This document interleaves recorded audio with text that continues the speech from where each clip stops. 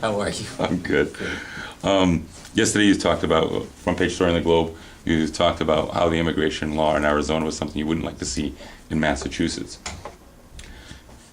Where do you think Massachusetts is going right now as far as immigration and this whole effort by some of these states?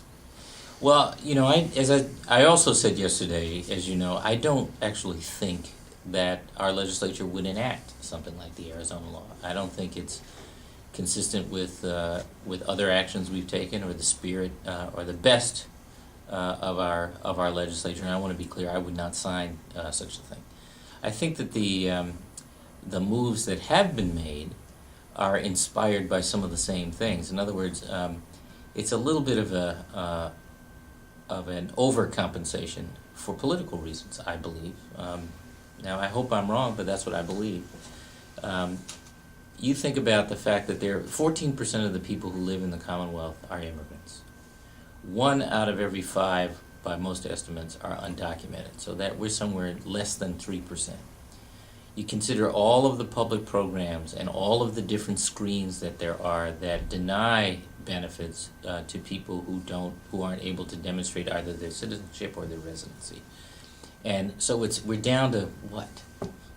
Take a guess. You know, maybe less than 1% of the population who are who may be getting past those screens, and there are other people who get past other screens. And the whole point is to have a system where there is rigor in someone, but not where there is indecency. You know, just gratuitously. And so to talk about this problem of undocumented people taking advantage of state programs and federal programs, I think here in Massachusetts is a wild exaggeration, and it's all about stirring up passion and making and scapegoating, and I think it's wrong. And that's all I think where we're going in the Commonwealth. Just to come a long way around to your question, is that the New Americans agenda and its recommendations will have an implementation plan. I know it's done. They just haven't presented it to me yet. And will take probably a couple of years, because there are 131 recommendations, to feather them in. I think there's some that we won't be able to do because there are legal bars to it. For example, there's a lot of interest in driver's licenses for undocumented people. And without a change in federal law, we couldn't do that here. But we may be able to do something around an ID. You wouldn't be able to use it to authorize you to drive, but some kind of identification card or something like that.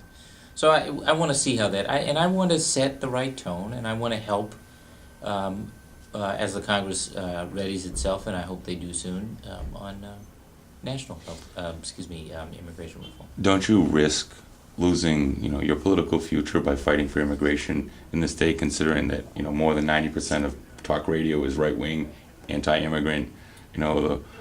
Some of the media, the print media, is puts it on the front page consistently and finds all these things. And isn't this put you at political risk?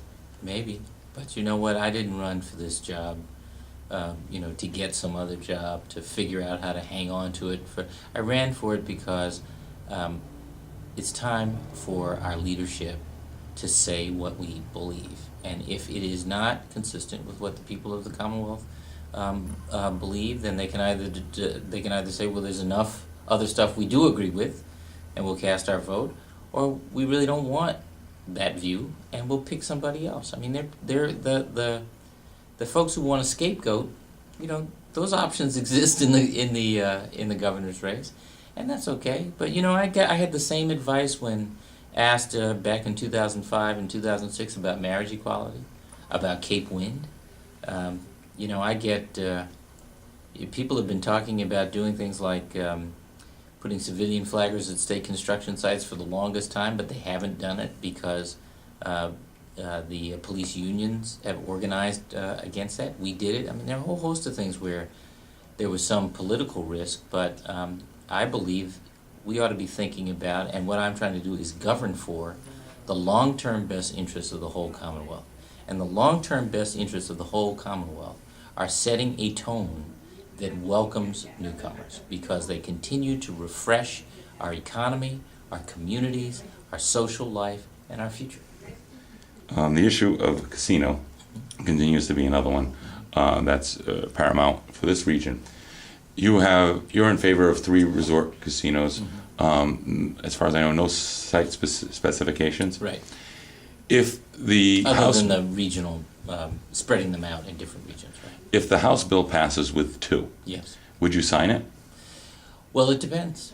You know, I never said it had to be 3. I said up to 3. So I don't think there's anything particularly magic in the difference between 2 and 3.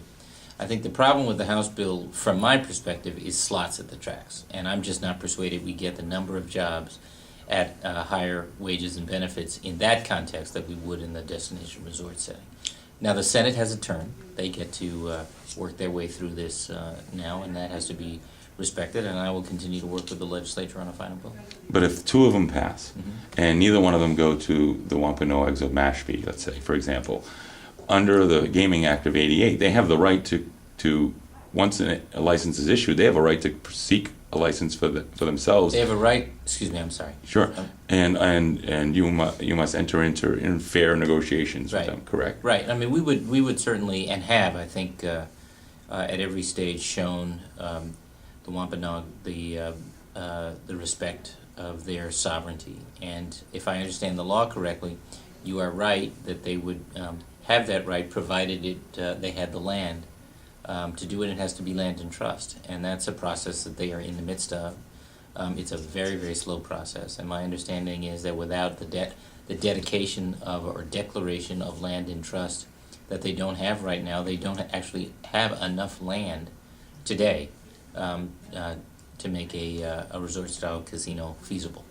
So basically, if they still pass the Senate bill with 2, it doesn't mean we couldn't have 3. If the Native Americans are able to take advantage of their designation and get the land that they need and trust. I think that's possible, but there are a lot of predicates before you get there. There are a lot of steps that have to happen before you get there, and many of those steps involve the federal government. And I think it's just hard to tell whether those steps can be mounted. Do you think that we will have a gaming bill this year that will pass? I think so. You know, the Senate has been anxious about trying to get to the merits of this question for some time, and I mean, long before I was governor. And I think they've been frustrated because they've never been able to get anywhere, and now the House has passed something. So I think it is not clear whether the Senate will write their own bill and start from scratch, and which is what some of the public statements have been, or whether they will take up the House bill. So we'll see. You know, Fall River is jumping into this. Have you had discussions with the mayor? The Wampanoags are seeking to have 240 acres that was set aside for the biopark. They're seeking that as well. Have you had any discussions with the mayor about this plan in the city? I haven't. I recently heard about it because, of course, as you know, the state is building the off-ramp off of Route 24, and we're very interested in the commercial development and the job opportunities, and I know the mayor is, as is the Fall River community, in the land that would be opened up by those ramps. I've only recently heard about the interest in a casino. Obviously the biopark concept and planning is a lot further along than a casino would be, so it's the opportunity there would come sooner. But I'm sure we'll work our way through all of this. LNG continues to be an issue down here.